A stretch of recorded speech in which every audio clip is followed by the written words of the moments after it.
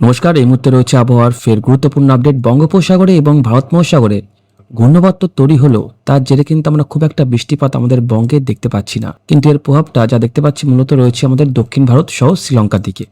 এবং আমাদের এই কনকনে শীতের মধ্যে কিন্তু হলো পশ্চিমী ঝঞ্ঝা কিন্তু ফের আসছে, যার কারণে এই কনকনে শীতের মধ্যে আবারও ঝড় বৃষ্টিপাত হতে পারে আমাদের কিন্তু বঙ্গের একাধিক জেলাতে। তো আসুন এই মুহূর্তে আমরা দেখে নেব পশ্চিমী ঝঞ্ঝার কারণে ফের আমাদের বঙ্গে কোন কোন জায়গাতে হতে পারে বজ্রপাত সহ ঝড় বৃষ্টি, কোন কোন জায়গায় হতে পারে হালকা থেকে মাঝারি বৃষ্টি। তো অবশ্যই বিস্তারিত জানতে স্কিপ না করে আপডেটটি শেষ পর্যন্ত দেখবেন। বর্তমানে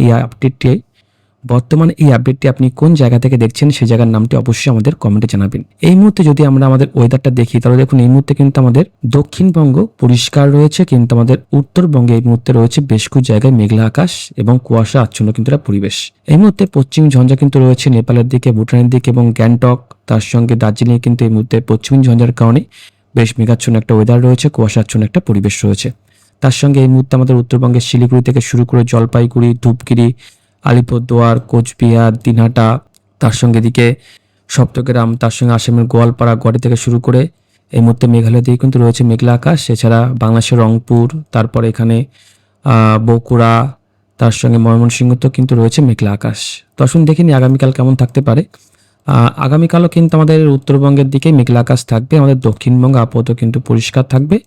আপাতত আমাদের দক্ষিণবঙ্গে পরিষ্কার থাকলে উত্তরবঙ্গে কিন্তু বেশ ভালো একটা মেঘাচ্ছন্ন ওয়েদার আগামীকালও আমরা দেখতে পাবো।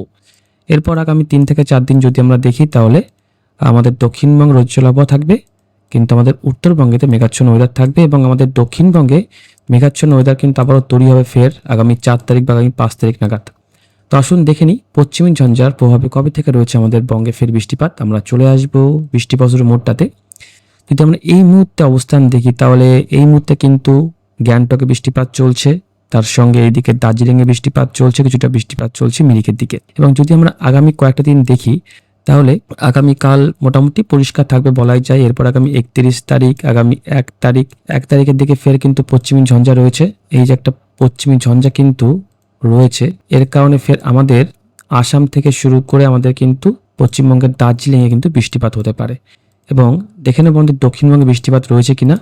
আমরা আগামী 3 তারিখ 4 তারিখের দিকে যা বৃষ্টিপাত দেখতে পাচ্ছি আমাদের উত্তরবঙ্গের দিকে থাকবে। এবং আগামী 7 তারিখ, 8 তারিখ, 9 তারিখ, 10, 11, 12, 13 তারিখ পর্যন্ত আর খুব একটা কিন্তু কিছু নেই, কারণ এই মুহূর্তে উত্তর হাওয়ার দাপটটা কিন্তু যথেষ্ট বেড়েছে।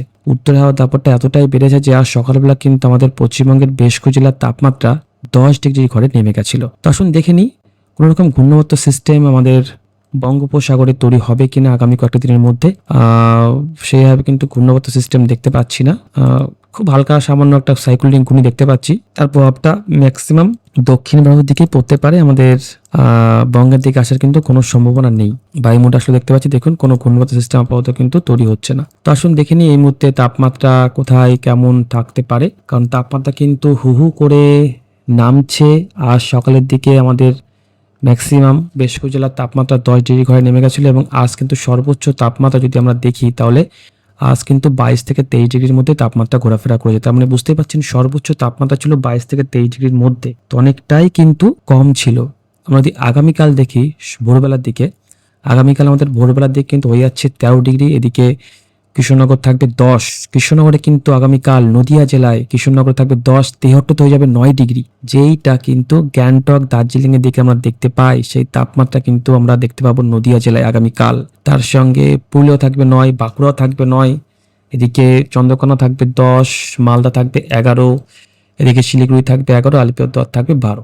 এবং এদিকে বাংলাদেশের তাপমাত্রা কিন্তু 10, 11, 12-র মধ্যে ঘোরাফেরা করবে। শুধুমাত্র বাংলাদেশের ঢাকাতে একটু তাপমাত্রা বেশি থাকবে 13 ডিগ্রি। তো বুঝতে পারছেন কেমন পরিমাণে ঠান্ডা পড়তে পারে।